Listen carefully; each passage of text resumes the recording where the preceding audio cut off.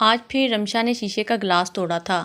اس وقت احمد اپنے لیے پلیٹ میں سالن ڈالنے کے لیے کچن میں گیا تھا۔ شمائلہ اپنے کمرے میں تھی جب اسے کانچ کے گلاس کے ٹوٹنے کی آواز آئی۔ وہ دوڑتی ہوئی جیسے ہی کچن میں آئی تو رمشا کہنے لگی کہ احمد نے گلاس توڑ دیا۔ احمد ہکا بکا ہو کر دیکھنے لگا، کہنے لگا امی یہ جھوٹ بول رہی ہے، میں تو کچھ اپنے لیے کھانا لینے آیا تھا۔ احمد کا یہ کہنا تھا کہ رمشا شور مچاتے ہوئے رونے لگی، کہنے لگی یہ سراسر جھوٹ بول رہا ہے، اس نے خود میرے ہاتھ سے گلاس پکڑ کر توڑا ہے، اور کہنے لگا دیکھو اپنی ماں سے تمہیں کیسے جوتے لگواتا ہوں۔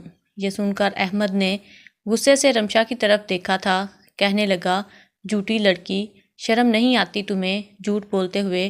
رمشا بھی چلانے لگی، کہنے لگی تم جھوٹے ہو۔ شمائلہ ششو پنج میں مبتلا ہو گئی تھی کہ کس کی بات کو سچ سمجھے اور کس کی بات کو جھوٹ۔ ایک طرف اپنا بیٹا تھا اور دوسری طرف شوہر کی بیٹی، جس کے وہ ناز نخرے اٹھاتے نہیں تھکتی تھی۔ وہ خاموشی سے گہری سانس خارج کر کے رہ گئی اور بولی کہ تم دونوں لڑو مت، ایک گلاس ہی تو تھا، میں ابھی صاف کر دیتی ہوں۔ شمائلہ نے دونوں کو اپنے اپنے کمروں میں بھیج دیا اور خود پریشانی سے کانچ کے ٹکڑوں کو دیکھ کر سوچنے لگی، ایسا پہلی بار تو نہ ہوا تھا۔ شادی کی پہلی رات ہی ایاز نے اسے اچھی طرح سے سمجھا دیا تھا کہ وہ اس گھر میں کیوں لائی گئی ہے۔ ایاز نے کہا کہ میں نے تم سے شادی صرف اس لیے کی ہے کہ مجھے اپنی بیٹی کے لیے ماں چاہیے۔ تمہارے بیٹے کو میں بس اس لیے قبول کر رہا ہوں کہ وہ میرے احسان کے نیچے پلتا رہے۔ مجھے اس بات پہ کوئی اعتراض نہیں کہ تم اپنے بیٹے سے کتنا پیار کرو، لیکن احمد کی وجہ سے اگر میری بیٹی پر تمہاری توجہ کم ہوئی تو یاد رکھنا وہ دن تمہارا اس گھر میں آخری دن ہوگا۔ ایاز کو شاید اپنے سخت لفظوں کا اندازہ نہیں تھا۔ شمائلہ چپ چاپ اس کی ساری باتیں سنتی رہی۔ ایاز کی ساری باتیں رمشا سے شروع ہو کر رمشا پر ہی ختم ہوتی تھیں، جبکہ شمائلہ شادی کی پہلی ہی رات سب کچھ خاموشی سے سن کر اپنے پلو سے باندھتی رہی۔ آخر اسے اپنا گھر بھی تو بسانا تھا۔ ابھی ایاز کا لیکچر ختم بھی نہیں ہوا تھا کہ کمرے کے دروازے پر دستک ہونے لگی۔ ایاز نے پوچھا کون ہے تو احمد کہنے لگا کہ مجھے امی کے پاس سونا ہے، مجھے امی کے بغیر نیند نہیں آتی۔ یہ سننا تھا کہ ایاز نے آگ برساتی نظروں سے شمائلہ کو دیکھا تھا۔ اسے یوں اس وقت احمد کا آنا بالکل بھی اچھا نہیں لگا تھا۔ پھر دھاڑتے ہوئے بند دروازے سے ہی احمد پر چلایا، کہنے لگا جاؤ یہاں سے اور جا کر اپنے کمرے میں سو جاؤ، خبردار جو تم نے دروازہ کھٹکھٹایا تو۔ یہ سن کر ماں کا کلیجہ پھٹنے کو آیا تھا۔ شمائلہ نے بھی احمد کے آج تک ناز اٹھائے تھے، آج تک کبھی اس سے اونچی آواز میں بات نہیں کی تھی۔ وہ حساس دل کا مالک تھا، ذرا سی بھی سختی برداشت نہیں کر سکتا تھا۔ شمائلہ کے پہلے شوہر نے تو اپنے بیٹے کو پلکوں پہ بٹھا کے رکھا تھا، بس اس کی حادثاتی موت نے اس کی زندگی ایک دم ہی بدل کے رکھ دی تھی۔ شمائلہ کا پہلا شوہر اچھا کماتا تھا، وہ جوائنٹ فیملی میں رہتی تھی۔ شوہر کار ایکسیڈنٹ میں موقع پر ہی جاں بحق ہو گیا۔ شمائلہ کا ارادہ تو یہی تھا کہ ساری عمر شوہر کے نام پر گزار دے اور ساس کی خدمت کرتی رہے، لیکن خدا کو کچھ اور ہی منظور تھا۔ بمشکل عدت ہی پوری ہوئی تھی کہ دیور نے کہا کہ بھابی اپنا بوریا بستر پکڑو اور یہاں سے چلتی بنو۔ شمائلہ یہ سن کر ششدر سی رہ گئی تھی۔ اس نے ساس کی طرف دیکھا تو وہ بھی نظریں چرا گئی، آخر وہ بھی تو بیٹوں کی ہی محتاج تھی، کہاں اپنی مرضی چلا سکتی تھی۔ شمائلہ رونے لگی اور دیور کو دیکھ کر بولی کہ میں کہاں جاؤں گی؟ دیور نے کہا اپنے میکے جاؤ، جہاں سے آئی تھی، یہاں تمہارے لیے کوئی جگہ نہیں ہے، اور ہاں یہ مت سمجھنا کہ اس گھر میں تم حصہ دار بن بیٹھو گی۔ وہ کہنے لگی کہ مرحوم شوہر کے حصے کی ہر چیز پر میرا اور میرے بچے کا حق ہے، خدا کے لیے مجھے اسی گھر کا ایک کونا دے دیں، اپنے بچے کے ساتھ اعجاز کے نام پر ہی ساری زندگی جینا چاہتی ہوں، کبھی کوئی فرمائش نہیں کروں گی، تمہاری بیوی بچوں کا خیال رکھوں گی۔ دیور نے کہا کہ نہیں، اس گھر میں تمہارے لیے سب غیر محرم ہیں۔ اس نے کہا ٹھیک ہے، پھر مجھے اعجاز کا حصہ پیسوں کی صورت میں دے دیں، میں اپنا چھوٹا موٹا کوئی گھر لے لوں گی یا کوئی جگہ خرید لوں گی جہاں پر زندگی گزار سکوں۔ یہ سننا تھا کہ دیور نے بالوں سے پکڑا اور تیز برستی بارش میں باہر نکال دیا۔ بچہ بھی روتا ہوا ماں کے ساتھ لپٹ گیا۔ شمائلہ روتے دھوتے بارش میں بھیگی ہوئی اپنے میکے پہنچی تھی۔ شمائلہ کی بھابیاں تو پہلے ہی مزاج کی بہت تیز تھیں۔ جب انہوں نے دیکھا کہ شمائلہ واپس میکے کے در پر آ بیٹھی ہے تو سارے گھر کے کام کی ذمہ داری شمائلہ پہ ڈال دی۔ شمائلہ چپ چاپ سارے کام کر دیتی تھی، جانتی تھی کہ اب اس کے میکے میں وہ حیثیت نہیں رہی جو کہ پہلے ہوا کرتی تھی، لیکن پہلا دھچکا شمائلہ کو اس وقت لگا جب اس کی بھابھی نے احمد کے منہ پر کھینچ کے تھپڑ مارا تھا، کیونکہ احمد کے ہاتھ سے ممانی کی جہیز کی کانچ کی پلیٹ ٹوٹ گئی تھی۔ تھپڑ ایسا زور کا تھا کہ پانچوں انگلیاں بیچارے احمد کے منہ پر چپھ گئی تھیں، ہلکا ہلکا ان میں خون سا رسنے لگا تھا۔ یہ دیکھ کر شمائلہ کا کلیجہ منہ کو آیا تھا، کہنے لگی، بھابھی ذرا تو شرم کرتی، بچے کا گال ہی آپ نے سجا کے رکھ دیا، معصوم بچہ ہے، کچھ تو لحاظ کرتی۔ بھابھی کہنے لگی کہ اس لڑکے کی اوقات ہی نہیں ہے کانچ کے برتن میں کھانے کی، کل سے اسے اسٹیل کے ان برتنوں میں کھانا دوں گی جس میں گھر کی ملازمہ کھاتی ہے، اور اپنے اس بیٹے کو سنبھال کر رکھو، اب اس کا باپ سر پر نہیں ہے جو یہ اتنے نہرے دکھاتا ہے، جیسی روکھی سکھی ملتی ہے چپ چاپ بیٹھ کے زمین پر کھایا کرے، ہمارے بچوں کے مقابل آنے کی ضرورت نہیں ہے، اسے یہ کیا کم ہے کہ اس کے ماموں اسے اپنے ٹکڑوں پر پال رہے ہیں۔ شمائلہ کے ساتھ ساتھ یہ باتیں اس کی والدہ سن کر بے آواز آنسو رونے لگیں۔ انہی دنوں ایک رنوے کا رشتہ بھی شمائلہ کے لیے آ گیا، جس کی بیوی کو فوت ہوئے ابھی چند ماہ ہی گزرے تھے۔ اس کی اپنی بچی بھی احمد کی ہم عمر تھی۔ شمائلہ کو اپنے شوہر اعجاز سے بے حد محبت تھی، وہ نہیں چاہتی تھی کہ وہ دوسری شادی کرے، کیونکہ جانتی تھی کہ اس کے بیٹے احمد کو باپ بن کے کوئی بھی پیار نہیں دے گا، وہ چاہے کسی غیر کی بیٹی کو ماں بن کے سینے سے کیوں نہ لگا لے۔ لیکن اس کی والدہ رونے لگیں، اس کے آگے ہاتھ جوڑنے لگیں کہ خدا کے لیے انکار مت کرو، تمہاری بھابیاں تمہیں جینے نہیں دیں گی۔ شمائلہ نے ماں کو انکار نہیں کیا اور ایاز کے ساتھ رخصت ہو کر اس کے گھر میں آ گئی۔ جیسا سوچا تھا ویسا ہی ایاز کو پایا تھا۔ جو کمرہ ایاز نے احمد کو دیا تھا وہ اسٹور روم کے طور پر استعمال ہوتا تھا۔ سارے کاٹ کباڑ کو ایک سائڈ پہ رکھ کر زمین پر ایک بستر بچھا دیا جو کہ اتنا پتلا تھا کہ دسمبر کے مہینے کی سخت سردی میں ٹھنڈے فرش کی ٹھنڈک کو ختم کرنے کے لیے ناکافی تھا، لیکن وہ بے بس اور مجبور تھی، کچھ نہیں بولی۔ جو کمبل اسے دیا گیا تھا وہ جگہ جگہ سے پھٹا ہوا تھا۔ یہ دیکھ کے شمائلہ خون کے آنسو رونے لگی تھی۔ اس نے نہیں سوچا تھا کہ اس کے بیٹے کو اس کی دوسری شادی کی یہ قیمت ادا کرنی پڑے گی۔ ایاز بات بات پر احمد کو جھڑک دیتا تھا، ڈانٹ دیتا تھا، ہمیشہ سخت لہجے سے ہی بات کرتا جیسے وہ کوئی غلام ہو۔ جس اسکول میں اس کی بیٹی رمشا پڑھتی تھی وہاں احمد کو پڑھنے کی کوئی اجازت نہ تھی، اس لیے شمائلہ نے اسے گورنمنٹ اسکول میں داخل کروا دیا تھا۔ رمشا بہت ہی مغرور قسم کی بچی تھی، کم عمری میں بھی بہت تیز تراز تھی۔ شمائلہ اس سے بہت محبت کرتی تھی، اس کو اپنے ہاتھ سے کھانا کھلاتی تھی، لیکن نہ جانے کیوں اس کے دل میں یہ بات گرا کر چکی تھی کہ شمائلہ اس کی سوتیلی ماں ہے، اگر اس نے ذرا بھی نرمی دکھائی تو اس کے باپ کو اس سے چھین لے گی۔ شاید آج کل کے بچے جو کچھ ٹی وی ڈراموں میں دیکھتے تھے وہی حقیقت میں بھی سوچنے لگتے تھے۔ اس نے بھی ایسی کوئی فلم ڈراموں میں دیکھ رکھا تھا کہ سوتیلی مائیں جب آ جائیں تو وہ باپ کے سامنے تو بچوں سے بہت پیار کرتی ہیں، مگر اس کے جاتے ہی اپنا رویہ بدل دیتی ہیں۔ شاید یہی وجہ تھی کہ وہ کبھی اپنے باپ کو کھونا نہیں چاہتی تھی، ورنہ جانتی تھی کہ احمد اور اس کی ماں اس کی زندگی برباد کر دیں گے۔ یہ سوچنا تھا کہ وہ انہی کوششوں میں لگی ہوئی تھی کہ کس طرح شمائلہ اور اس کے بیٹے کو اس گھر سے نکال دے۔ اسے اور اس کے باپ کو کسی تیسرے شخص کی ضرورت نہ تھی، وہ دونوں ایک دوسرے کے لیے بہت تھے۔ اسی وجہ سے رمشا کوئی نہ کوئی کھیل کھیلتی ہی رہتی جس سے گھر میں بدمزگی اور بے سکونی پیدا ہوتی۔ خیر، شمائلہ نے کانچ کے ٹکڑے ایک طرف رکھے اور کھانا بنانے لگی۔ وہ کھانا بنا کر کچن سے باہر نکلی تھی کہ تبھی رمشا چھپ کر کچن میں آ گئی۔ نہ جانے اس کا آخر شرارت کرنے کا کیا ارادہ تھا۔ جب وہ کچن سے نکلی تو طنزیہ مسکراہٹ اس کے لبوں پر تھی۔ اس کا رخ سیدھا احمد کے کمرے کی جانب تھا۔ اس کے کمرے کے باہر جا کر کہنے لگی، جاؤ تمہیں امی بلا رہی ہیں۔ احمد جو پہلے ہی پریشان تھا اٹھا اور کچن کی جانب چلا آیا۔ ابھی وہ کچن میں آیا ہی تھا کہ اس کی نظر سامنے شیلف پر پڑی جہاں پر نمک کا ڈبہ الٹا ہوا پڑا تھا، آدھا نمک فرش پر بھی گرا ہوا تھا۔ احمد ماں کو آوازیں دینے لگا، مگر شاید وہ واش روم جا چکی تھی۔ احمد خود ہی آگے بڑھا اور نمک اٹھا کر ڈبے میں ڈالنے لگا۔ کچھ نمک دیگچے کے ڈھکن کے اوپر پر بھی گرا تھا اور نیچے شاید سالن تھا، اس لیے احتیاط سے سب کچھ صاف کر رہا تھا۔ مگر عین اسی وقت رمشا آئی اور اسی نے موبائل میں کچھ تصویریں بنا لیں اور پھر وہاں سے چلی گئی۔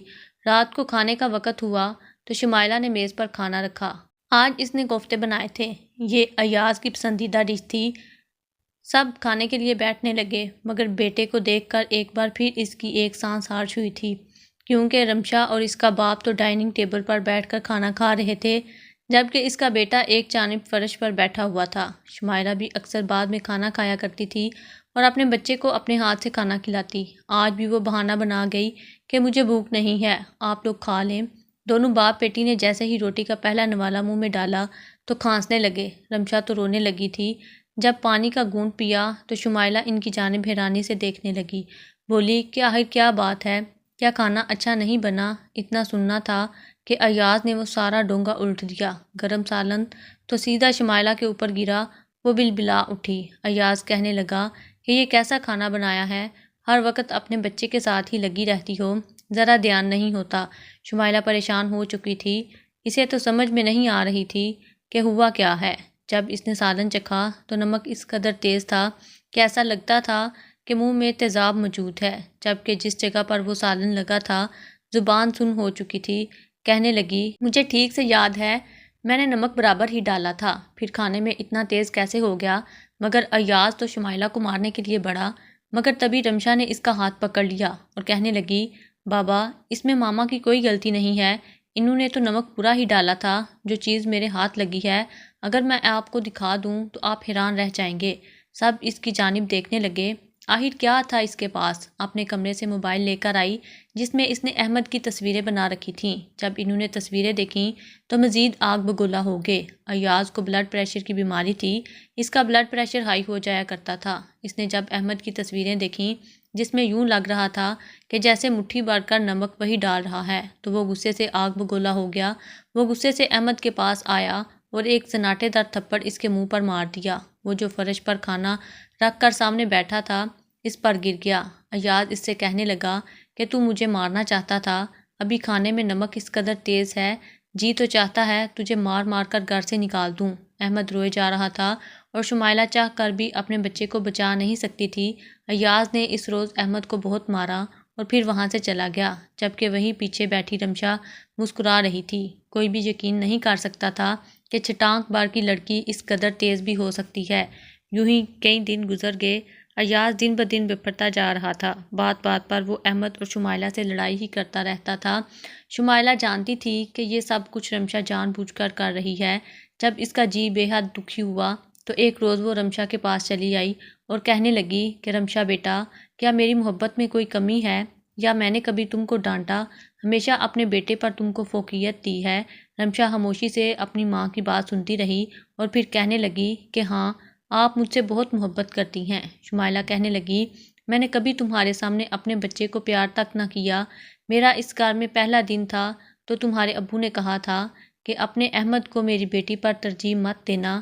اس کے باوجود میں نے ان کی ہر بات مانی۔ وہ میرے بچے کو ڈانٹتے ہیں، مارتے ہیں، مگر اس کے باوجود میں نے کبھی تمہارے ساتھ اپنا رویہ نہ بدلا۔ پھر آخر کیوں تم ایسا کر رہی ہو؟ تمہیں کیا پریشانی ہے آخر؟ رمشا سر جھکا کر بیٹھی رہی۔ وہیں دھیرے دھیرے احمد صرف اسٹور روم تک ہی محدود ہو کر رہ گیا تھا۔ اس کے ذہن میں بھی یہ بات بیٹھ چکی تھی کہ اس کی ماں اب اس کی ماں نہیں رہی، بلکہ وہ بھی اب رمشا کی ماں بن چکی ہے اور صرف اسی سے پیار کرتی ہے۔ اگر اس سے بھی پیار کرتی ہوتی تو یوں اس کا سوتیلا باپ اسے مار نہ رہا ہوتا۔ وہ دھیرے دھیرے ماں سے بھی کٹ کر رہنے لگا۔ ایاز کو اب کچھ غلطی کا موقع ہی نہ ملتا جو وہ انہیں ڈانٹتا یا مارتا۔ شمائلہ بھی اپنے کاموں میں مصروف رہنے لگی۔ احمد کبھی اسٹور روم سے باہر نکلتا ہی نہ تھا، کبھی کوئی موقع ہاتھ نہ آ رہا تھا جو رمشا احمد کو تنگ کرتی۔ رمشا کو تو یہ بات پریشان کیے جا رہی تھی کہ اس کا باپ اب شمائلہ اور اس کے بیٹے سے نرمی سے بات کرنے لگا ہے۔ وہ اندر ہی اندر جلنے کڑنے لگی تھی اور یہی سوچتی کہ کوئی موقع ایسا ملے جس سے وہ احمد اور شمائلہ کو اس گھر سے نکلوا سکے۔ دھیرے دھیرے رمشا نے کچھ سوچتے ہوئے احمد اور سوتیلی ماں کے ساتھ اپنا رویہ ٹھیک کرنا شروع کر دیا۔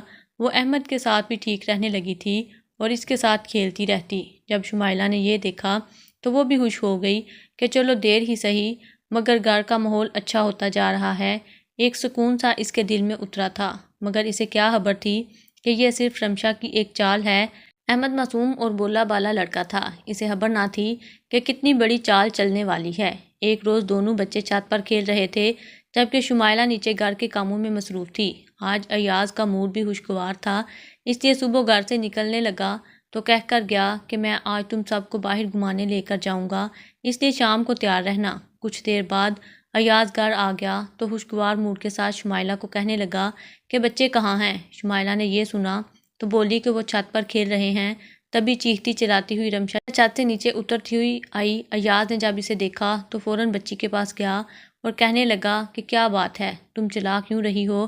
رمشا دوڑ کر آئی اور باپ سے لپٹ گئی، روتے ہوئے کہنے لگی کہ ابا، احمد بہت برا ہے، اسے گھر سے نکال دیں۔ جب ایاز نے یہ سنا تو اس کے ماتھے پر بل پڑ گئے۔ وہیں احمد بھی سیڑھیاں اترتا ہوا نیچے آنے لگا۔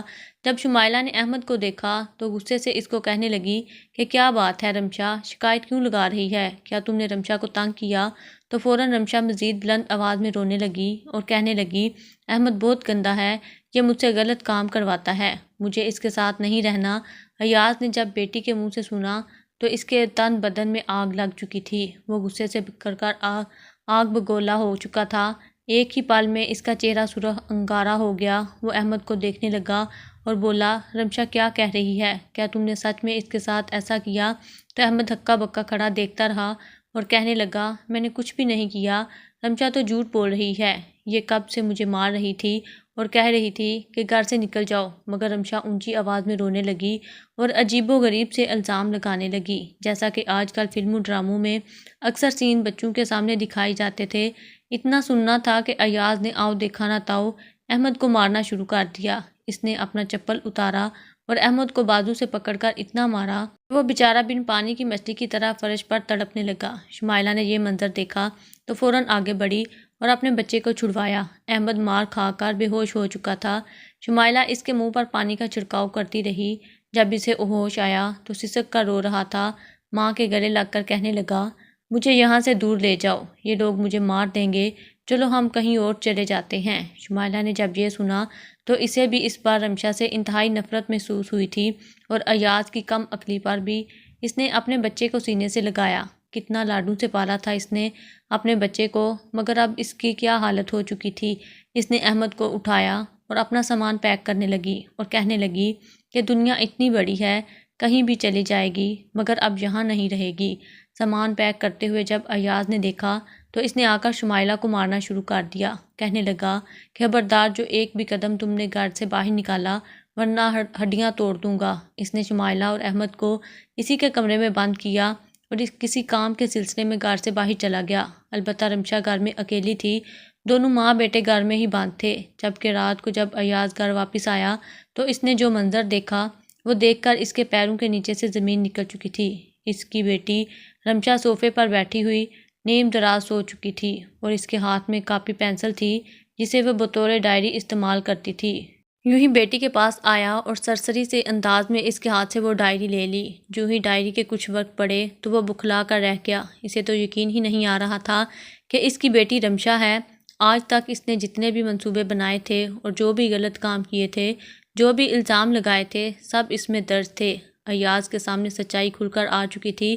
اس نے غصے سے کاپی فرش پر ماری تو رمشا بکھلا کر اٹھ بیٹھی۔ سامنے باپ کو آگ بگولا دیکھا اور اس کے سامنے کھلی کتاب دیکھی تو اس کی آنکھیں پتھرا گئیں۔ ایاز نے پہلی مرتبہ اپنی بچی پر ہاتھ اٹھایا تھا اور اس کو بہت مارا تھا۔ اس کا ٹی وی اور موبائل دیکھنا بالکل ہی بند کر دیا تھا۔